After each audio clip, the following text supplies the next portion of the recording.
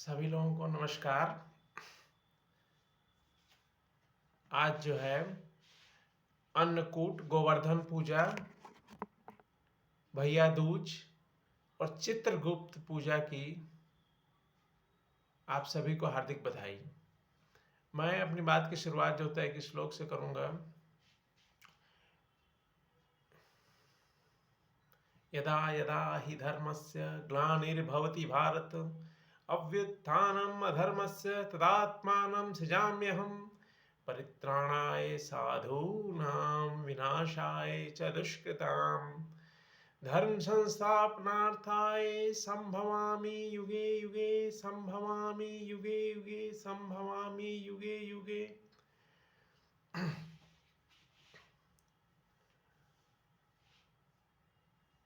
दिवाली समाप्त हो गई परसों 4 तारीख को, और दिवाली के अगले दिन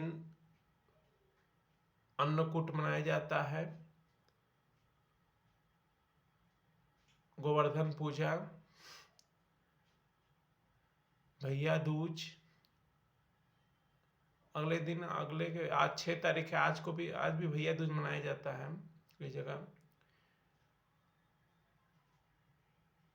और भैया दूज के और उसी दिन, आज के ही दिन चित्रगुप्त पूजा भी की जाती है 6 तारीख को। तो इन चारों त्योहारों की जो है आप लोगों को हार्दिक बधाई। अन्नकूट, गोवर्धन पूजा, भैया दूज और चित्रगुप्त पूजा की आप सभी को हार्दिक बधाई। ये अन्नकूट जो कहा जाता है या गोवर्धन पूजा, अगर हम ध्यान से सोचें कि आखिर ये हम क्यों मनाते हैं, इस पर सभी लोग जानते हैं कि एक बार ऐसा हुआ था कि भगवान इंद्र जो है क्रोधित हो गए थे, और ऐसा हुआ था कि कृष्ण भगवान ने खुद ही जो होता है ऐसा कहा था कि इंद्र की पूजा जो होता है करने की कोई ज़रूरत नहीं है। पहले इंद्र देव की बहुत पूजा की जाती थी वर्षा के लिए। जब वर्षा नहीं होता था तो इंद्र देव की पूजा की जाती थी, और इंद्र देव के ही प्रभाव से बारिश होती थी, तो इंद्र देव की लोग पूजा करते थे। जब कृष्ण भगवान ने ये बात कही कि इंद्र भगवान के प्रभाव से नहीं कुछ हो रहा है, आप जो है गोवर्धन की पूजा कीजिए, तो लोग नहीं माने। उसके बाद ऐसा हुआ कि इंद्रदेव जो है क्रोधित हो गए, और उन्होंने इतनी बारिश कराई जो है कि सारे जीव जंतु सभी जो है परेशान हो गए।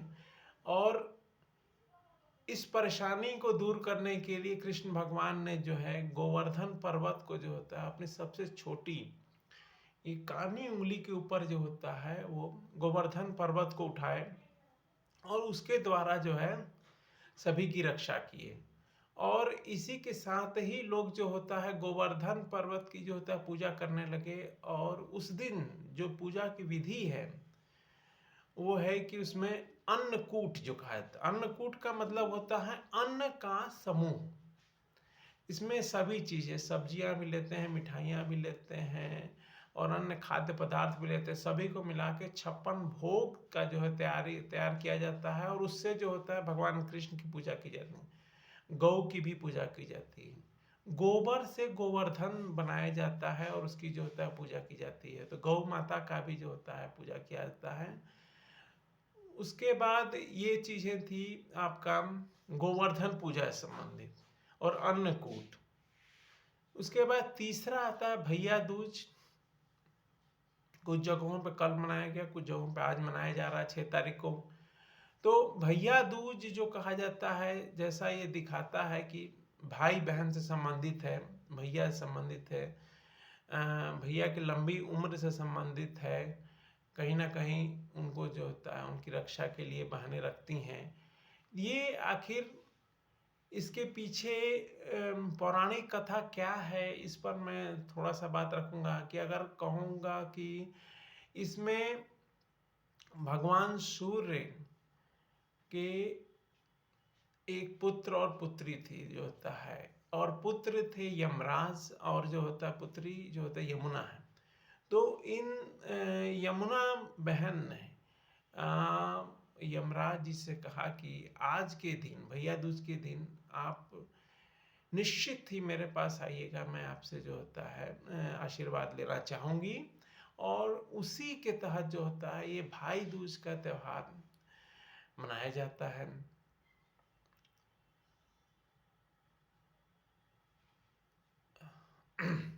इसमें क्या है, उस दिन जो होता है यम का एक दीपक जलाया जाता है, बहनें जलाती हैं उसको, जो होता है बाहर रखती हैं। ये हो गया आपका भैया दूज का। उसके बाद अगला जो है चित्रगुप्त पूजा है। चित्रगुप्त पूजा जहाँ तक कही जाती है कि कायस्थों द्वारा की जाती है, और ये जो पौराणिक जो कथा है उसमें कहा जाता है कि कायस्थों को चंद्रगुप्त का इष्ट देव बताया जाता है। ये है, और जो है इसमें बहुत फेमस है कि कलम दवात का जो है इस्तेमाल नहीं करते हैं, ये बहुत ही प्रचलित है। इसमें जो है संपूर्ण आय व्यय का हिसाब लिखकर भगवान को समर्पित करते हैं। आय व्यय का मतलब क्या, पाप और पुण्य का हिसाब किताब, जो आपने किया है, जो भी कर्म किए हैं उसको जो होता है ईश्वर को समर्पित किया जाता है। अब इससे संबंधित एक चीज और मैं शेयर करूंगा। जहाँ तक कहा जा रहा है कि चित्रगुप्त की बात हो रही है, तो मैं भगवान चित्रगुप्त की छोटी सी एक कथा मैं जोड़ना चाहता हूँ अपनी बातों से कि भगवान चित्रगुप्त ब्रह्मा जी थे। ब्रह्मा जी ने भगवान चित्रगुप्त को जन्म दिया जब वो तप करने जा रहे थे। तो उन्होंने जो होता है भगवान चित्रगुप्त को जो है आदेश दिया था कार्य करने के लिए, सारी सृष्टि को देखने के लिए। ब्रह्मा जी सृष्टि को देखते हैं, तो उन्होंने ये कार्य दिया था भगवान चित्रगुप्त जी को। कुछ वर्षों पश्चात जब वो ब्रह्मा जी आए तो उन्होंने चित्रगुप्त जी इसको देखा कार्य करते हुए और वो प्रसन्न हुए। उन्होंने कहा कि अगला कार्य जो है आप विवाह कर लें और आगे का जो है कार्य जो होता है करें। और तो चित्रगुप्त जी ने 2 विवाह किए। उनकी 2 पत्नियां थी, एक सुदक्षिणा और दूसरी जो है एरावती। सुदक्षिणा से 4 पुत्र हुए। इसमें पहले जो है श्रीवास्तव, दूसरे सूरज ध्वज, और तीसरे जो हुए निगम, और चौथे कुलश्रेष्ठ हुए। वहीं उनकी पत्नी जो है एरावती थी। एरावती से 8 पुत्र हुए। माथुर, कर्ण, तीसरे भटनागर, चौथे सक्सेना, 5वां गौड़, 6वां अस्थाना, 7वां अम्बष्ठ, और आखिरी जो है 8वां वाल्मीकि। तो इन लोगों का जन्म हुआ। यही कहानियां हैं इन लोगों की जो होता है पौराणिक। और इन्हीं सब बातों के साथ पुनः मैं जो होता है सभी लोगों को अन्नकूट, गोवर्धन पूजा, भैया दूज और चित्रगुप्त पूजा की हार्दिक बधाई देता हूँ। और मैं अपनी बात की समाप्ति एक श्लोक से करूँगा। ओम सर्वे भवन्तु सुखिनः, सर्वे सन्तु निरामयाः, सर्वे भद्राणि पश्यन्तु, मा कश्चित् दुःखभाग् भवेत्। ओम शांति शांति शांति। सभी लोगों का बहुत बहुत धन्यवाद। नमस्कार।